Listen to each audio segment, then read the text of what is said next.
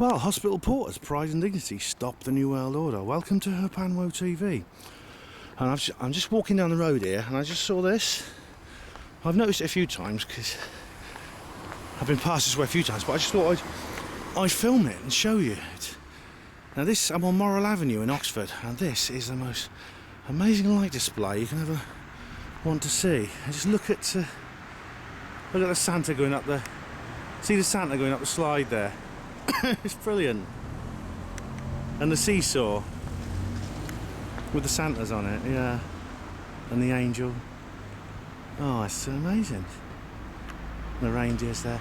And I love these shimmering things they've done with the tree, with these little icicle things. I think it's really nice. If we go along this way, it continues around this side of the house. Look at that.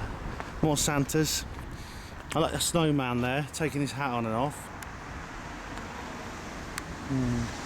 And on top of the garage, they've got these big sort of like Teletubby things, but they're actually moving. There's a Santa and a snowman, and that one's going round there. See, that's amazing.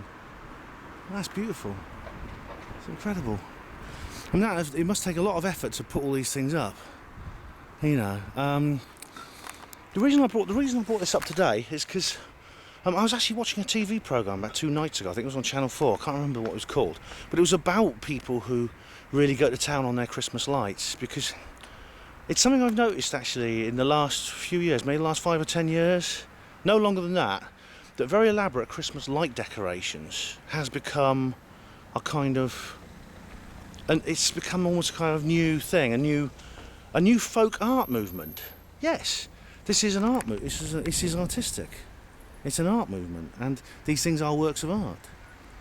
And in this program, the guys in this program go to enormous lengths for their Christmas light display.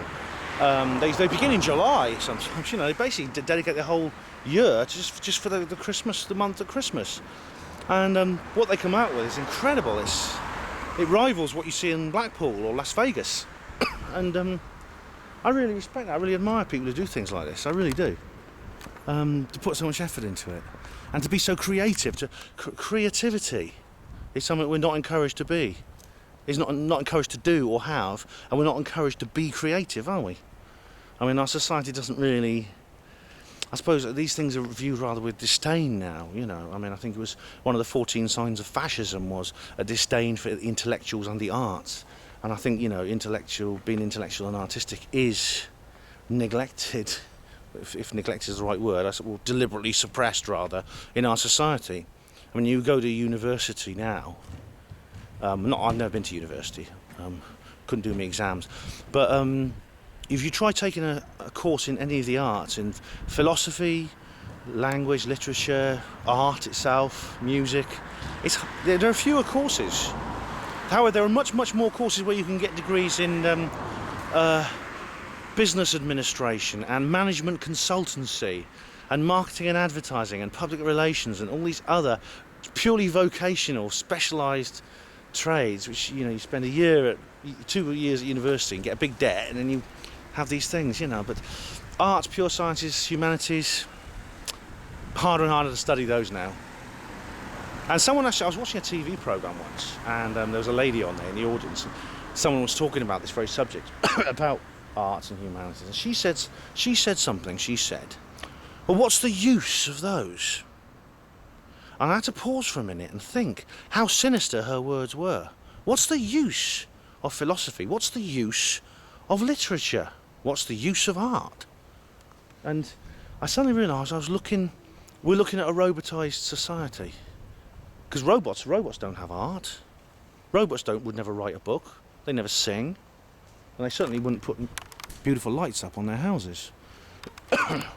So, any form of folk art, grassroots, creativity coming direct from the people is something extremely positive, and I take heart to see someone doing something like this. And I would say, like, if you have the urge to be creative in any way, don't hesitate, do it. Hello, hi. Do that. Use whatever your canvas is, whether it's a real canvas or whether it's the walls of your house. Be creative, fill your canvas with colour and with form, because To do so is is an act of sedition and rebellion. It's a revolutionary act to be artistic in this world, I think. So this is Moral Avenue, Oxford. I'm not going to disturb him tonight, but I might pop round later and have a word with him. I may even get to do an interview with whoever lives here. I'm not going to disturb them now.